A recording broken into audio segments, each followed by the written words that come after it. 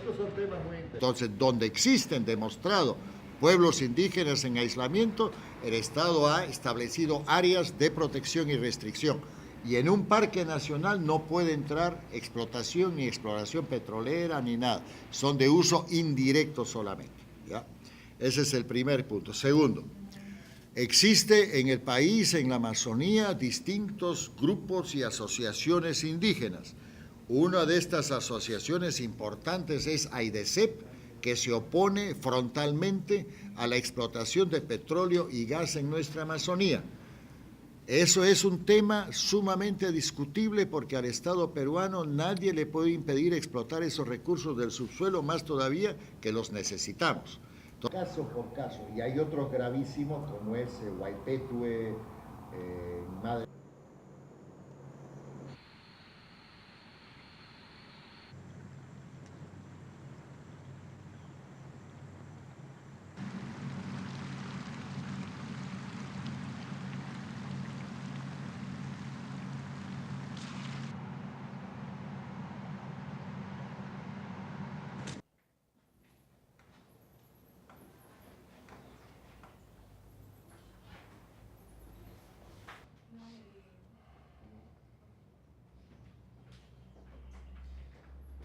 Una preguntita, ¿puedes conseguir el listado de...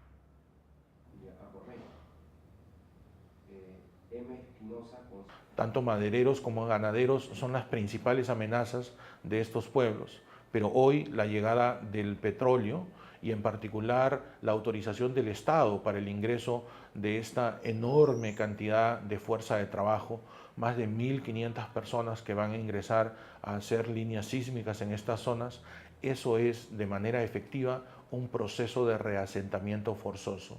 Es ingresar al territorio de los aislados para forzarlos a salir a zonas aledañas.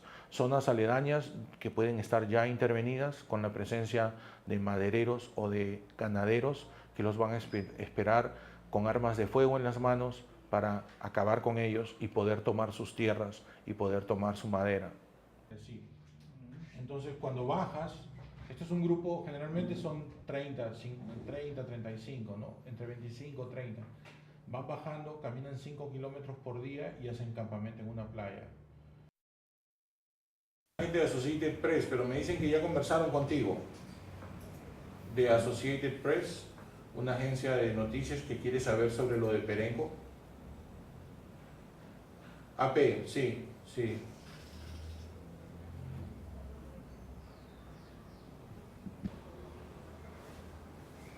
Ah, perfecto, entonces ya están contactados. Qué bueno. Bueno, eso nomás quería asegurarme. Por nada. Bien acá pues trabajando, tratando de contestarle al Estado, ¿no? En ese caso apoyamos a las comunidades a obtener sus títulos sobre sus comunidades. En el proceso de hacer eso trabajamos con proyectos de investigación sobre manejo de recursos naturales. Investigamos pesquerías, manejo de aguas, reforestación ribereña, etc. En el proceso de estar haciendo eso, ya tenemos 10 años en esta tarea, llegaron lotes petroleros a las zonas donde trabajamos y las federaciones con las que trabajamos, las organizaciones indígenas con las que trabajamos, comenzaron a preguntarnos cómo es este tema del petróleo, cómo es la negociación, cómo se lee un estudio de impacto ambiental, y por eso tenemos un programa de asesoría, un programa de información que apoya a estas federaciones y organizaciones. Uno de los temas principales que trabajamos es el tema de pueblos en aislamiento voluntario, en particular en la propuesta Reserva Territorial Cacataibo, pero también nos preocupan los pueblos en aislamiento de la Reserva Isconagua y de la Sierra del Divisor. Esas son nuestras principales áreas de trabajo. Pero también en mi calidad de abogado soy miembro de la Comité Internacional para la Protección de Pueblos Indígenas en Aislamiento y Contacto Inicial, que es una organización regional de organizaciones indígenas que trabajan en este tema, y por eso también tengo un conocimiento de los otros casos. Y en el caso específico del lote 67, en el pasado mes de octubre tuvimos una audiencia en la Comisión Interamericana donde revisamos estos temas frente al Estado, ¿no? Precisamente estamos trabajando en contestar las afirmaciones del Estado en dicha audiencia, ¿no? Y que, bueno, primero, ¿cómo ¿Cómo es que tienen conocimiento de que hay un grupo en aislamiento en esta zona? ¿Y qué fue la posición que ustedes tomaron frente al gobierno en esta reunión en octubre? Bueno, en primer lugar está la metodología de trabajo con pueblos en aislamiento voluntario, ¿no? Este es un tema sensible, es un tema complicado, es un tema altamente riesgoso. Lo que está de por medio es la vida de los aislados y en el mejor de los casos solo su salud, pero es altamente riesgosa la situación de ellos. En ese sentido tenemos testimonios que se han ido acumulando a lo largo del tiempo, que son testimonios de población local que evidencia la existencia de gente desnuda en estas zonas, ¿no? Entonces, el argumento de quienes niegan la existencia de los aislados es que no aparecen en la literatura, no están suficientemente documentados, pero esa es la característica de los aislados que les ha permitido hoy, después de 500 años del contacto, seguir vivos en el monte con sus arcos y con sus flechas. Precisamente esa habilidad para evitar el contacto y para evitar ser registrados les permite mantenerse en los últimos remanentes de bosque que todavía quedan. Esta problemática de los pueblos en aislamiento básicamente ocurre en cabeceras altas, en zonas de cabeceras de ríos, en donde hay uniones de ríos, que son los últimos puntos que ahora están intentando llegar los madereros. Tanto madereros como ganaderos son las principales amenazas de estos pueblos, pero hoy la llegada del petróleo y en particular la autorización del Estado para el ingreso de esta enorme cantidad de fuerza de trabajo, más de 1.500 personas que van a ingresar a hacer líneas sísmicas en estas zonas, eso es de manera efectiva un proceso de reasentamiento forzoso. Es ingresar al territorio de los aislados para forzarlos a salir a zonas aledañas que pueden estar ya intervenidas con la presencia de madereros o de ganaderos que los van a esperar con armas de fuego en las manos para acabar con ellos y poder tomar sus tierras y poder tomar su madera. Antes estábamos hablando de que hay varias regiones en el país nacional. ¿Qué hay de estudios o quién hace esos estudios para comprobar que hay estas comunidades en esas regiones y qué necesita el gobierno para reconocerlos? Los estudios que han permitido crear las reservas existentes han sido básicamente hechos por organizaciones indígenas y por ONGs que los han apoyado y que han contado con el respaldo de gobiernos regionales. Existen 5 reservas creadas, todas ellas con el impulso de la sociedad civil y con el respaldo de los gobiernos regionales. Solamente 2 de esas 5 reservas han obtenido el respaldo de una norma de nivel ministerial y hay otras 5 propuestas reservas, como la del caso 67, donde el Estado no ha movido un dedo en muchos años.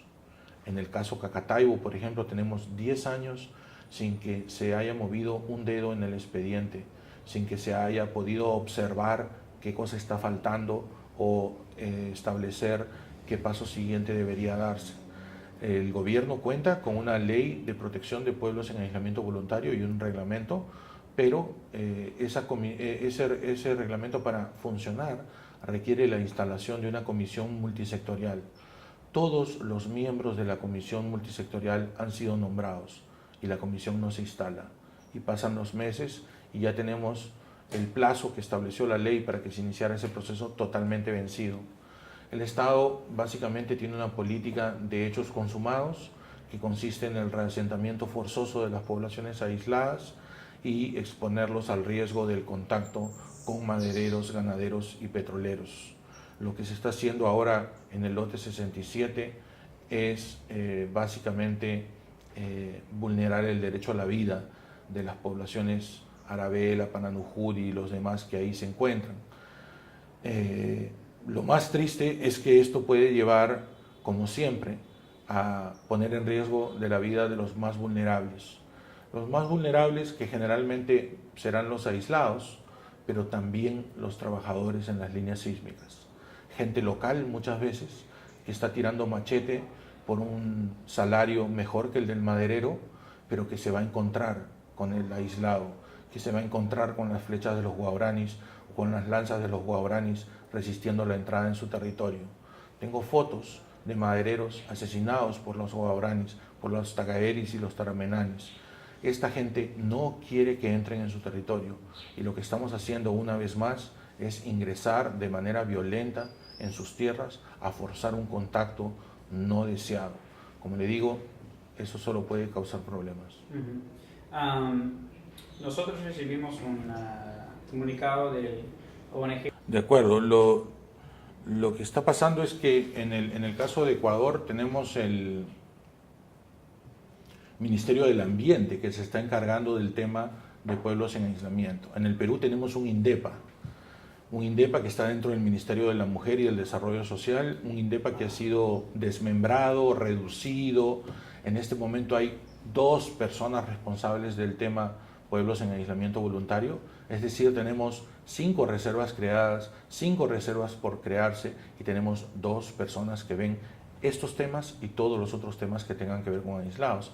En Ecuador, por lo contrario, el gobierno Correa ha decidido destinar $38.000 a acciones concretas, a diseñar un plan de salud, a hacer un plan de investigación de la presencia de aislados, tanto en la zona intangible como fuera de la zona intangible.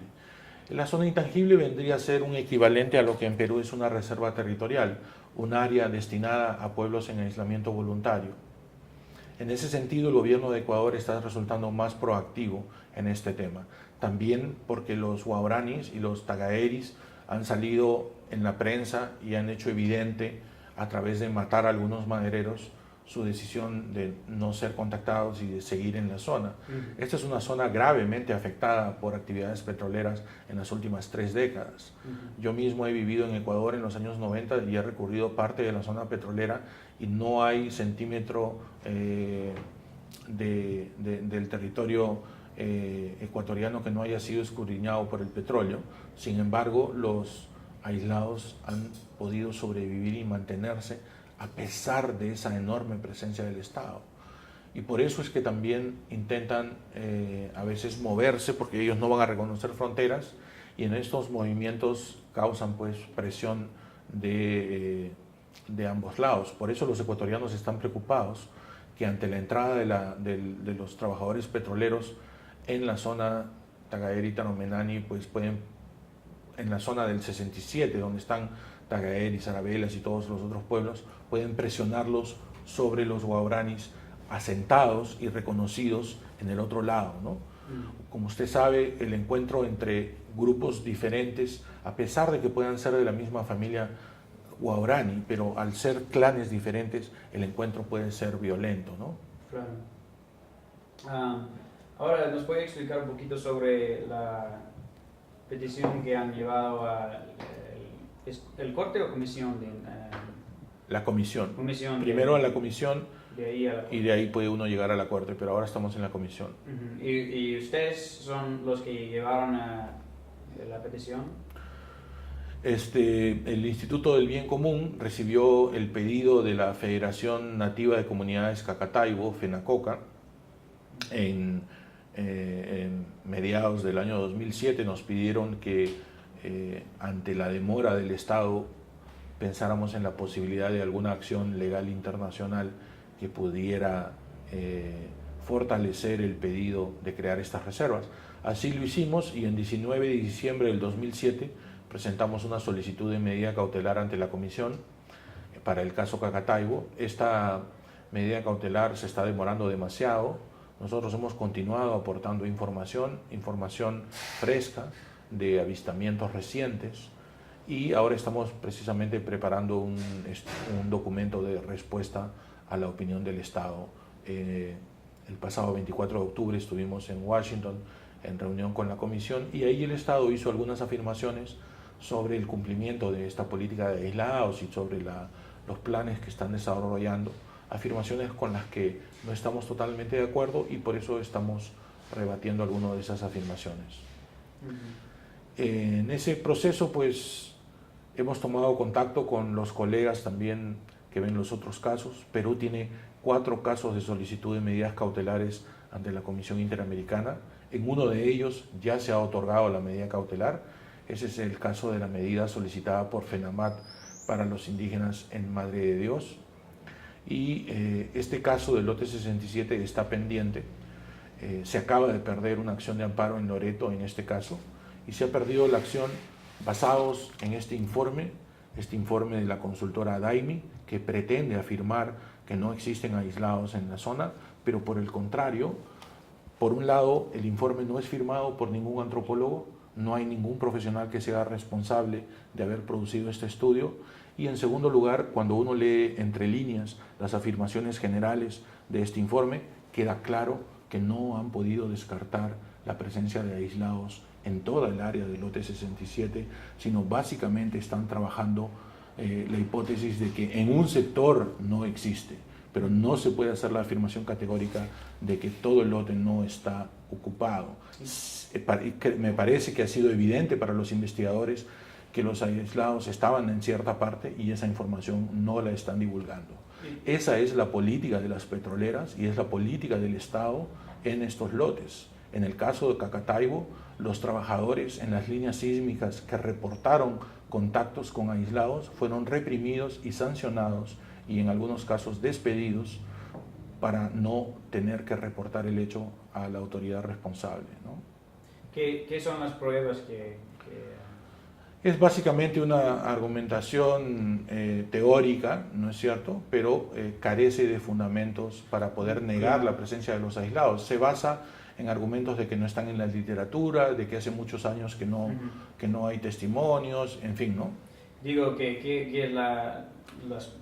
son las pruebas que es el argumento que sí están ahí? Eso es el argumento en contra, que no está en la literatura. Pero los estudios tienen, no sé, fotos o son símbolos.